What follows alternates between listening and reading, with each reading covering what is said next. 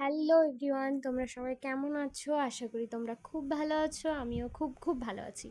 তো আজ আমি তোমাদের সাথে শেয়ার করতে চলেছি আমার ডেলি রুটিন, মানে আমি সারাদিন কি করি। তো এখানে আমি উঠে গেছি, তারপর একটু পর্দাটা সরিয়ে নিলাম যাতে বাইরের আলোটা ভেতরে আসে। এরপর যাব আমি ব্রাশ করতে। এখানে আমি ব্রাশটা নিয়ে নিয়েছি। এরপর নেব কোলগেট।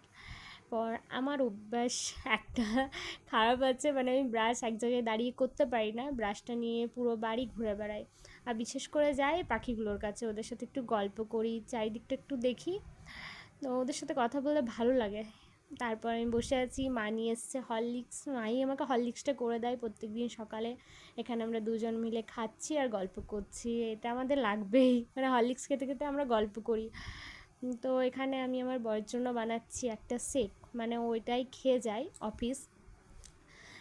এটা একটা ভারী খাবার বলতে পারো।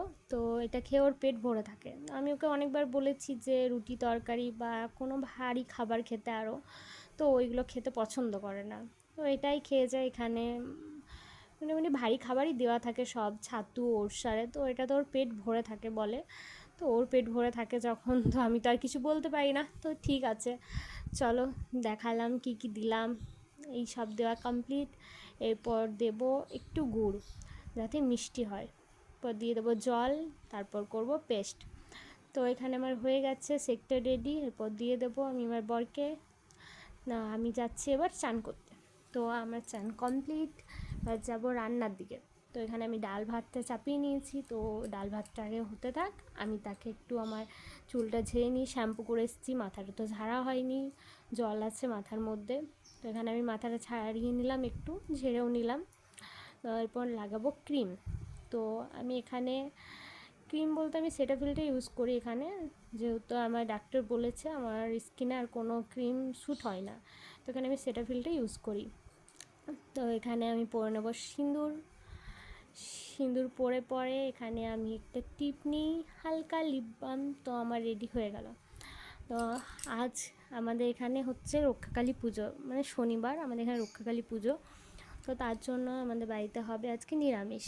তো বাজারে গেছে সব সবজি আনতে।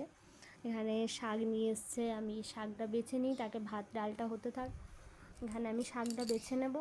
তো আজ আমাদের মেনু হবে শাক ভাজা, করলা আলু ভাজা, কুমড়ো আলু ছোলা দিয়ে তরকারি, আর বাঁধাকপির পকোড়ি। তো এখানে আমি আমার শাকটা ভেজে নিচ্ছি। এখানে আলু করলা ভেজে নিলাম, মা কুমড়োর তরকারিটা চাপিয়ে দিল। এখানে আমি বাঁধাকপিটা চপ করে নিলাম। তো বাঁধাকপিটা রেডি করে রাখি, খাবার সময় ভেজে নেব। তো আমরা খেতে বসবো এবার, তার আগে বাঁধাকপিটা ভেজে নিচ্ছি, বাঁধাকপির পকোড়িগুলো। আজকের মেনু তো বলে দিয়েছি, তাও একবার দেখিয়ে দিচ্ছি তোমাদেরকে। এই দেখো আজকের মেনু, সাথে চাটনি আর দই অ্যাড হয়েছে। তো এখানে আমরা খেতে খেতে গল্প করি, মা সাইডে ছিল, তো আমার গল্প করতে অসুবিধা হচ্ছিলো, ওই জন্য মাকে আমি সামনে দেখে নিলাম। তো এই পর্যন্তই আমার ভিডিও। যদি ভালো লাগে লাইক কমেন্ট শেয়ার সাবস্ক্রাইব করতে ভুলো না। ধন্যবাদ, বাই বাই।